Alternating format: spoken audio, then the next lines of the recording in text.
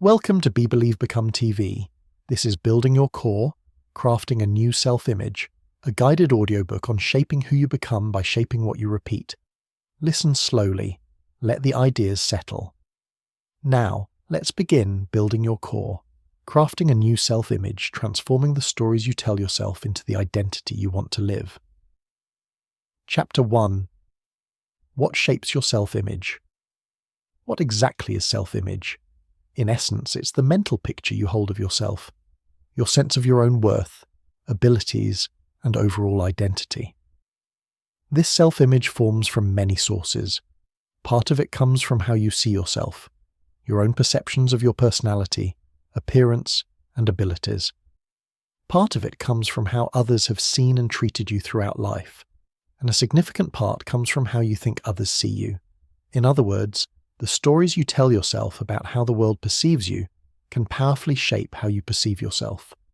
Your self-image did not appear out of nowhere. It's largely a product of learning and experience. From early childhood, we all start absorbing messages about who we are. A child might hear, "You're so smart," or "You're clumsy," and take those words to heart. Our first heroes, our family and caregivers, reflect back a version of us, and we internalize it. Early successes and failures in school, comments from teachers and friends, and the way other children treated us on the playground all plant seeds. Over time, those seeds grow into beliefs. I am good at this. I am bad at that.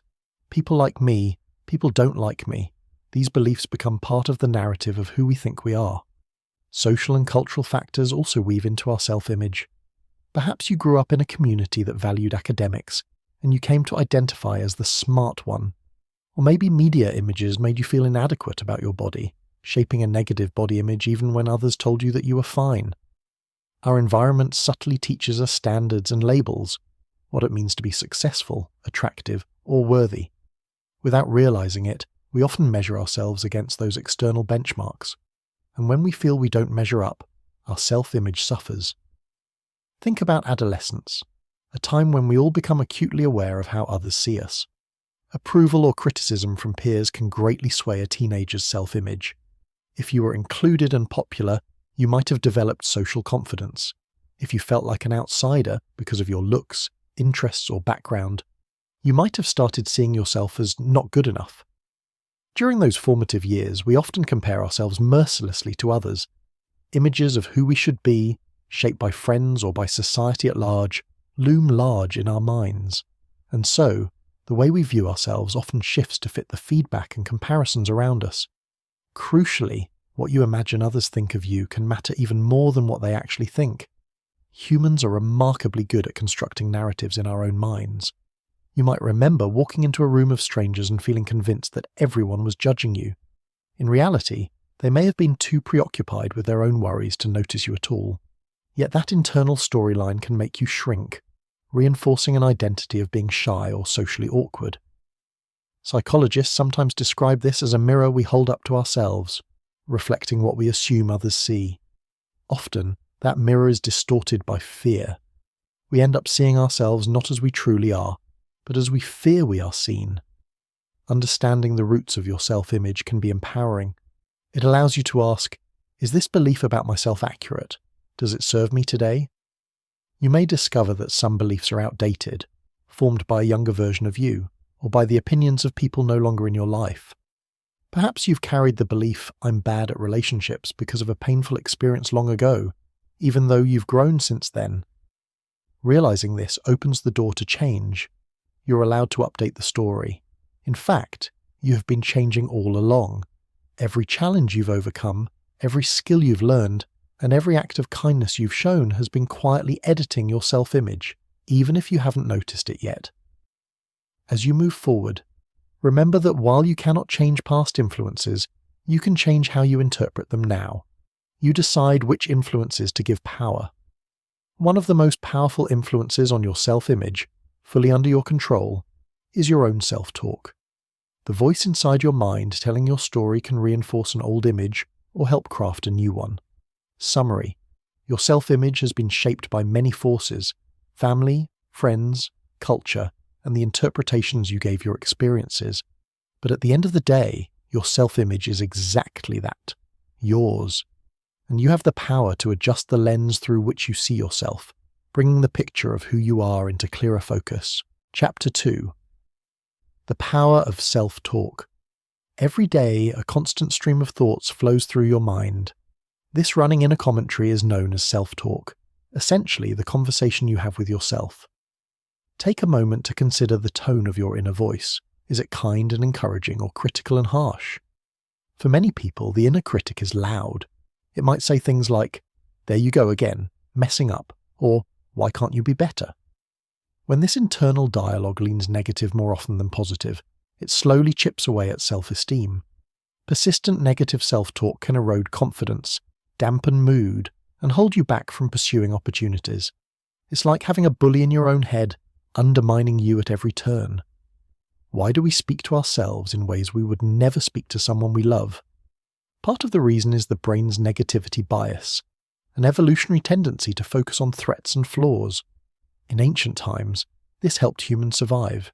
Today, it causes us to dwell on one criticism while ignoring many compliments. Over time, thoughts like, "I'm not good enough," or "I always fail," carve deep mental pathways. Like a trail through a forest, the more you walk it, the easier it becomes to follow. Neurons that fire together wire together. Eventually, self-criticism can feel natural, while self-encouragement feels foreign. The good news is that the brain can learn positivity just as it learned negativity. Your inner voice can be retrained. Think of self-talk as a mental coach that travels with you everywhere. A good coach encourages, focuses and steadies you. A bad one discourages and distracts. You get to choose which voice you reinforce. Positive self-talk is not about denying reality or flattering yourself. It's about offering the same understanding and support you would give a dear friend. Research using brain imaging shows that positive self-talk activates areas responsible for planning and judgment, while calming regions linked to fear and anxiety. Encouraging inner dialogue doesn't just feel better, it helps your brain function better under stress. Athletes have used this for years. Telling yourself, "You've got this," can improve stamina and focus when things get hard. One powerful technique is to speak to yourself the way you'd speak to someone you love, sometimes even using your own name. Instead of "I can't do this," try "You can do this." This creates just enough distance for the encouragement to land more deeply, as if it's coming from a trusted coach or friend. Positive self-talk doesn't mean negative thoughts disappear forever. The goal is simply to make the supportive voice stronger than the critical one. When you make a mistake, you can replace "I'm an idiot" with "I'll learn from this." The situation hasn't changed, but your response has. Over time, this shift reduces stress, builds resilience, and strengthens confidence. Like watering a plant, nurturing words help you grow. Summary: your words to yourself shape how you see yourself and what you believe is possible. When your inner voice becomes a supportive coach instead of a harsh critic, you become calmer, more resilient, and more capable of meeting life's challenges. Chapter 3. Identity is rehearsed, not found. We often hear the advice, "Go find yourself," as if your true identity were a hidden treasure waiting to be discovered. But a more useful truth is this: identity is something you create and reinforce through your actions and choices day after day. Who you are is less a fixed noun and more an ongoing verb, a living process. In other words, identity is rehearsed, not found. You become you by repeatedly being you. Consider any skill or role you've taken on in life. If you decide to learn the guitar on day one, you don't yet identify as a guitarist. But if you practice regularly, over time you begin to see yourself as a musician. Why? Because you've built evidence through repeated actions. Psychologists call this self-perception. We come to know who we are by observing what we do. Every action is like casting a vote for the kind of person you want to be. Each evening of practice casts a vote for "I am a guitarist." Each act of kindness casts a vote for "I am a caring person." Over time, those votes add up and solidify into belief. Identity doesn't just shape small habits, it influences major life choices. In one study, people asked, "Are you a voter?" were more likely to vote than those asked, "Are you going to vote?" The language of identity changed behavior. When something feels like part of who you are, action follows naturally. Behavior flows from identity. Many people wait to find their identity. hoping it will reveal itself through travel, mentors, or deep reflection. While introspection can offer insight, it doesn't hand you an identity fully formed. Identity crystallizes through experience. You decide who you want to be, then you start living like it in small, consistent ways. At first, it may feel like pretending, but with repetition, the line between trying to be and being begins to blur. Eventually, the identity feels natural because you've practiced it into existence. This also means you're not trapped by parts of your identity you don't like. Maybe you've labelled yourself shy. That label came from past behaviour, but it doesn't have to define your future. You can rehearse a new way of being, one small step at a time, a comment in a meeting, a greeting at a gathering. Each act is a rehearsal. Do it often enough and what once felt unnatural becomes normal. This is not fake it till you make it in the sense of being dishonest. It's the opposite. It's practicing authenticity. You're drawing out qualities that already matter to you by acting on them. Like exercise after a sedentary life, it may feel unfamiliar at first, but consistency turns effort into identity. So ask yourself, what identity do you want to rehearse? Creative, organised, compassionate, confident. Each day offers chances to practice it through small actions. These actions send a clear message to yourself. This is who I am becoming. Over time, a shift happens. You stop trying to be that person. You are that person. Habits stop feeling forced and begin to feel expressive. This is sustained change, when what you do aligns with who you believe you are. Remember, identity works both ways. Negative identities are rehearsed too. But just as they were learned, they can be unlearned. Every moment is a new vote.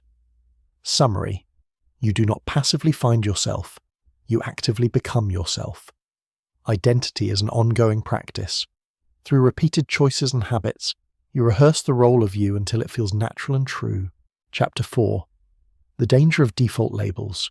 From childhood onward, many of us accumulate labels, simple words or phrases that we, or others, use to define us. She's the shy one. He's not book smart. They're the troublemaker. These labels can feel convenient, like mental shortcuts to describe identity. But when we accept them without question, when they become our default labels, they can box us in and do real harm. A label is a single story, often based on limited information, yet it can overshadow the full complexity of who you really are. Perhaps someone early in your life said you were bad at sports, and you've carried that label for years, avoiding physical activity because I'm just not athletic. Or maybe you were praised as the responsible one, and now you feel you must always be in control and never ask for help, even when overwhelmed. Labels stick because they are often given when we're young and impressionable. As children, we tend to trust authority figures. If a teacher called you slow in math, you likely accepted it as truth rather than opinion. Over time, I struggle with math can quietly become, I'm not smart. The danger of default labels is that they can become self-fulfilling prophecies. When you believe a label, you act in ways that reinforce it. If you label yourself a procrastinator, you may stop trying to change because you assume it's just who you are. If you think I'm socially awkward, you may avoid social situations, missing opportunities to grow. In believing the label, you close the door to change. You place yourself in a cage that isn't locked, except by belief. Even positive labels can become limiting when they're too rigid.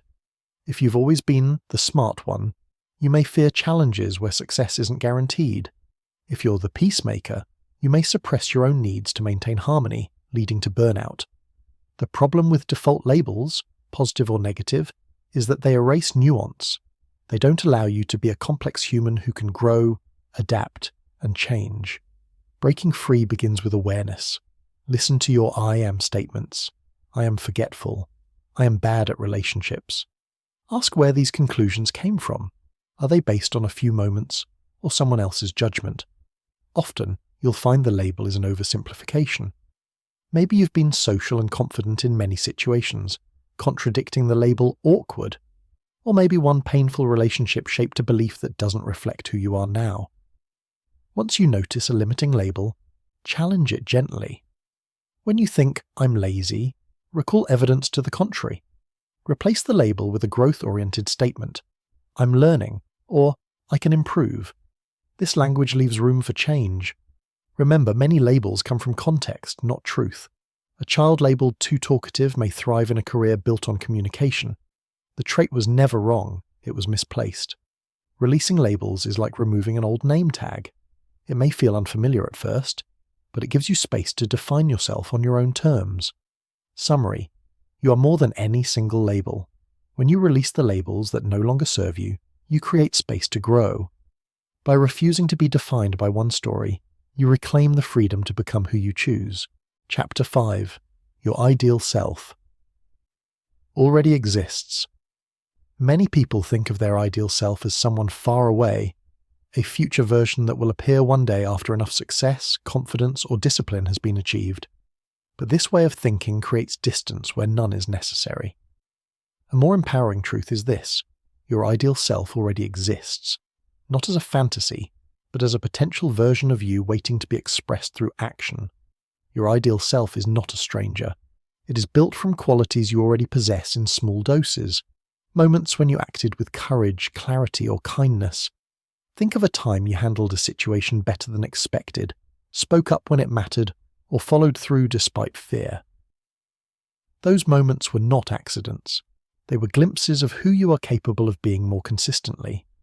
The gap between who you are now and who you want to become is not a gap of worth. It's a gap of alignment. Your ideal self thinks, speaks, and behaves in certain ways. The more your daily actions align with that version of you, the more natural it feels to inhabit that identity. You don't become your ideal self all at once. You step into them through choices. One powerful way to access your ideal self is through modeling. Ask yourself, if my ideal self were facing this situation, how would they respond? Would they avoid the conversation or lean into it calmly? Would they speak harshly to themselves or offer encouragement? Each time you act in alignment with that imagined response, you strengthen the connection between who you are and who you are becoming.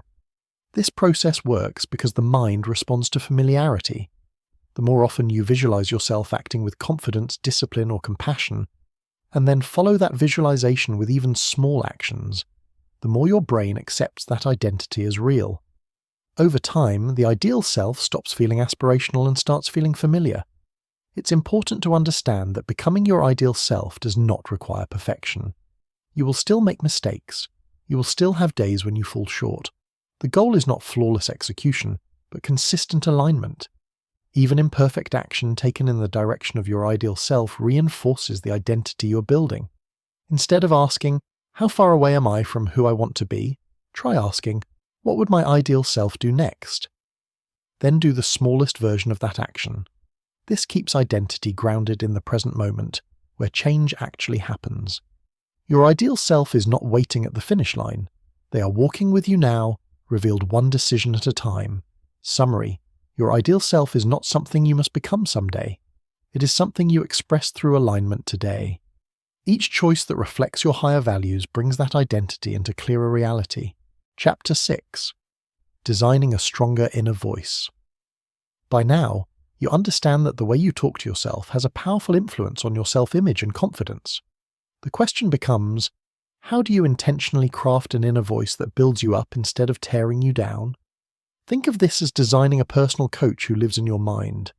You want that voice to be strong, kind, and aligned with your goals. It won't happen automatically, but with practice, your inner voice can become one of your greatest assets. The first step is awareness. You cannot change what you don't notice. For a day or two, simply observe your inner dialogue without judgment. Notice what your mind says when you make a mistake, face a challenge, or look in the mirror. You may discover patterns, perhaps a harsh tone at work or self-put-downs in social settings.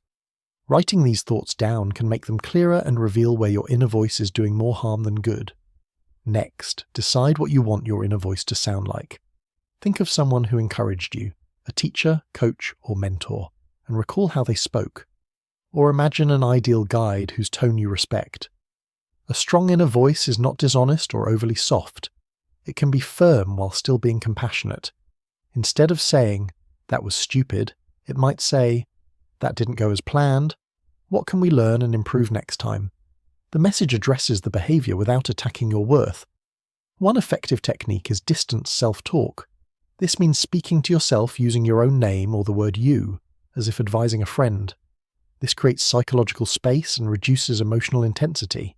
For example, instead of "I'm panicking," you might say, "You're prepared, you can handle this." This shift moves you from a critic mindset into a coach mindset. It's also important to practice supportive self-talk regularly, not just in moments of stress. Set aside a few minutes each day to speak affirming words to yourself, either in writing or aloud. Statements like, "I am capable," "I am learning," or "I handle challenges with courage" may feel awkward at first. That's normal. Think of them as seeds. With repetition, they take root and begin to replace older, harsher scripts. Designing a stronger inner voice does not mean suppressing all negative feelings. Difficult emotions will still arise. The difference is how your inner voice responds to them. A weak inner voice says, "This is hopeless." A strong one says, "This is hard, but I'll find a way forward." The problem may be the same, but the outcome is often very different. A strong inner voice also asks good questions. Instead of declaring failure, it asks, "What went wrong? What do I need right now? What's another perspective?" Questions keep the mind open and adaptive, while harsh statements tend to shut it down. This process takes time. Old habits may resurface, but each moment of redirection strengthens a new pathway. Over time, the encouraging voice grows louder and the critical one quieter. You're shaping the relationship you have with yourself. Summary. With intention and practice, you can design an inner voice that supports you like a trusted mentor. By becoming aware of your self-talk, choosing a kinder tone, and reinforcing it daily, you create a mental ally that builds confidence, resilience, and self-trust. Chapter 7. Identity Anchors. When sailors want to steady a ship, they drop an anchor, a weight that keeps the vessel from drifting with the wind or current. In a similar way, when you are strengthening or reshaping your identity, it helps to have identity anchors, small, tangible reminders that keep you moored to the person you want to be. These anchors can be simple habits, objects, or routines that consistently reconnect you with your chosen identity. Think of them as daily cues that quietly say, "This is who I am." For example, if you're cultivating an identity as a healthy and energetic person, an anchor might be a brisk walk every morning at the same time.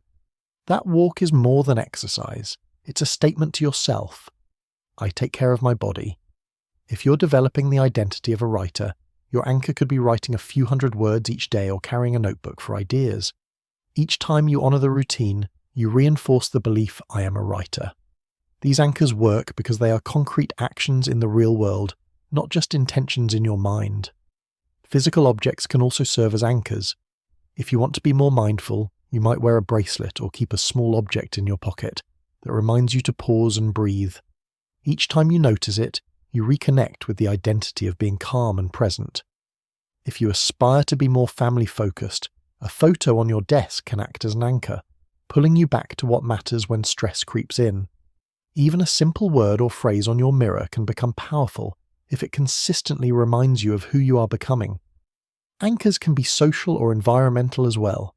If you see yourself as a learner, visiting a library regularly can anchor you in curiosity and growth. If you want to strengthen an identity as a volunteer or leader, a standing commitment each week can anchor that role into your life. Sometimes the people you spend time with act as anchors too. Being around others who embody the identity you want naturally pulls you toward that version of yourself. The beauty of identity anchors is that they outlast motivation.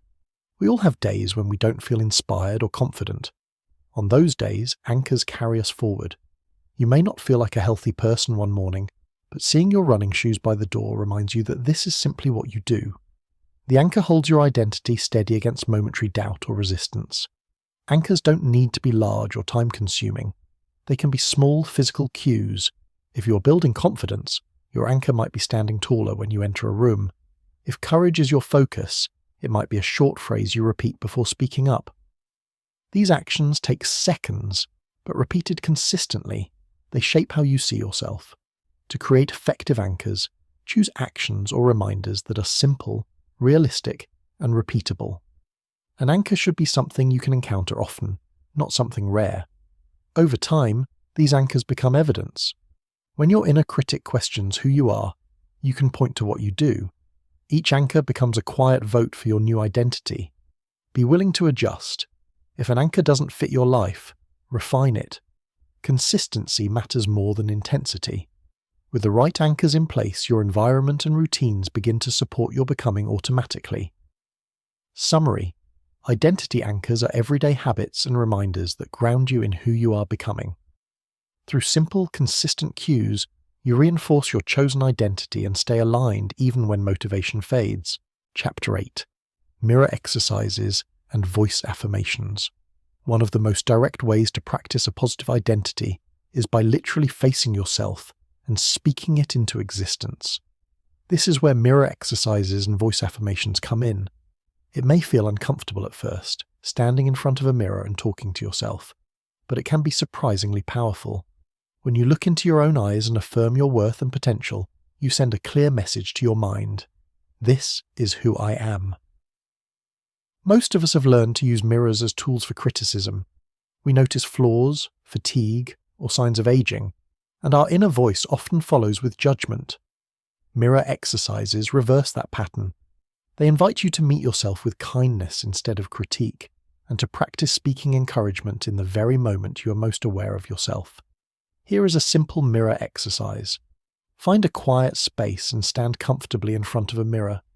Make eye contact with yourself and take a breath. Then say something affirming and sincere as if speaking to someone you deeply care about. It might be as simple as, "I am proud of you," or "You're doing your best and that matters." These words may feel unfamiliar or emotional at first. That's a sign you're touching something real.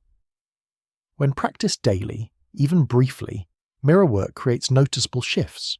You become aware of how rarely you offer yourself reassurance.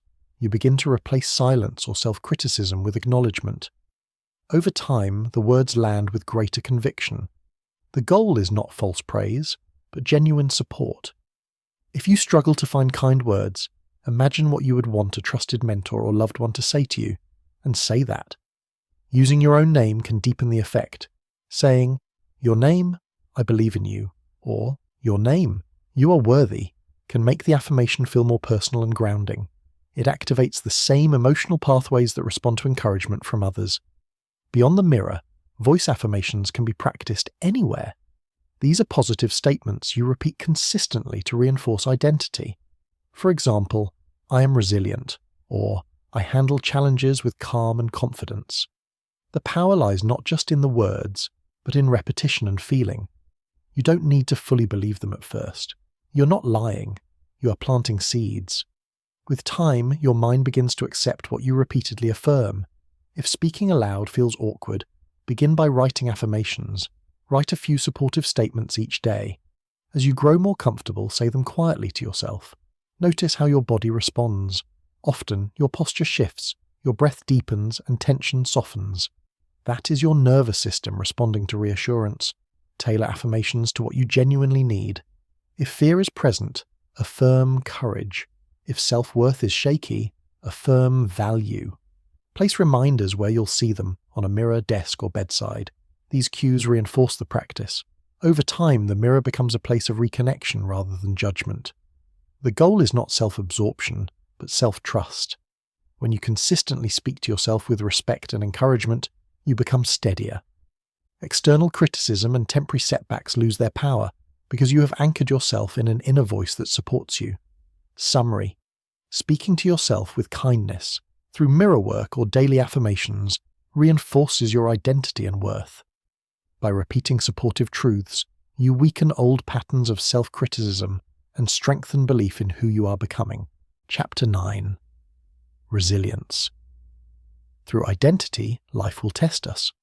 Jobs can be lost, relationships strained, health challenged. In those moments, a strong sense of identity acts like a shock absorber, helping you bend without breaking. Resilience is often described as the ability to bounce back, but what's less discussed is how deeply resilience is tied to identity. When you know who you are at your core and who you're committed to becoming, you face hardship with greater stability. Instead of thinking, "This defines me," you can say, "I'm still me, and I will get through this." Identity shapes how you respond to difficulty. If you see yourself as a problem solver, challenges become puzzles rather than dead ends. If you identify as a survivor, setbacks activate determination instead of despair. Your self-image becomes a lens. When that lens includes "I am capable and adaptable," adversity is met with persistence rather than paralysis. Resilience is strengthened when identity is broad, not narrow. If your entire sense of self rests on one role, your career, your success, or another external marker, then a loss in that area can feel devastating. But when your identity includes multiple roles and sources of meaning, one setback does not collapse your entire sense of self. You may be a professional, but also a parent, a friend, a learner, a creator. One area may suffer, but the whole of who you are remains intact. Values play a crucial role in resilient identity. When you know what principles define you, such as honesty, compassion, or creativity, you can lean into them during difficult times.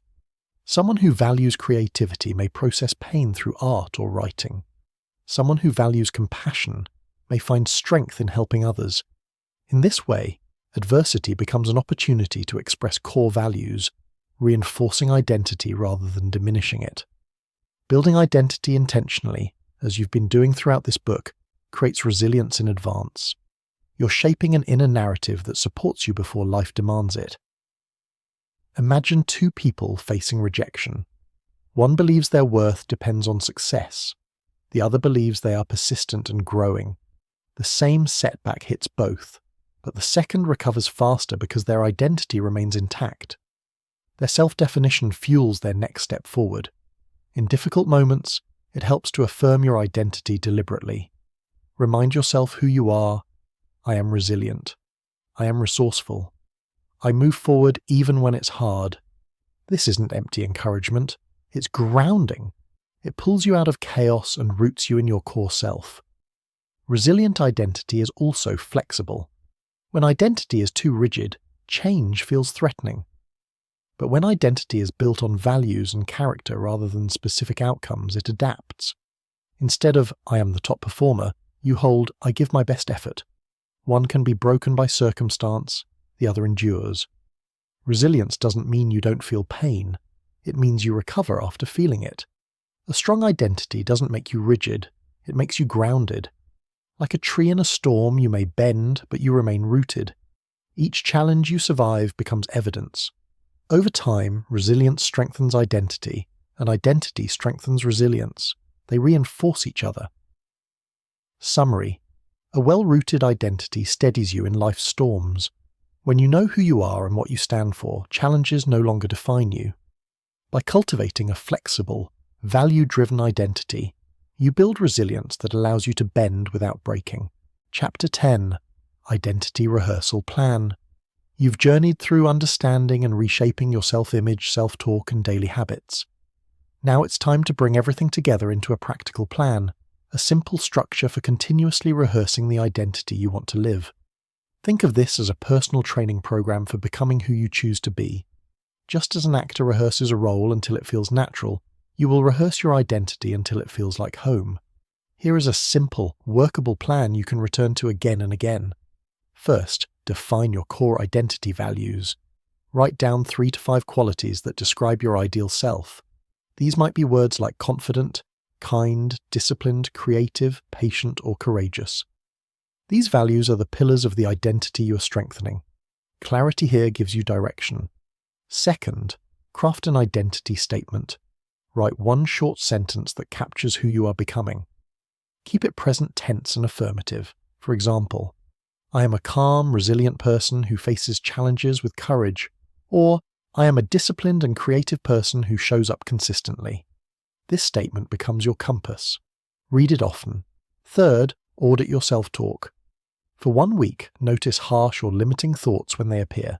When you catch one, gently replace it with a constructive alternative. I always mess things up becomes I'm learning and improving.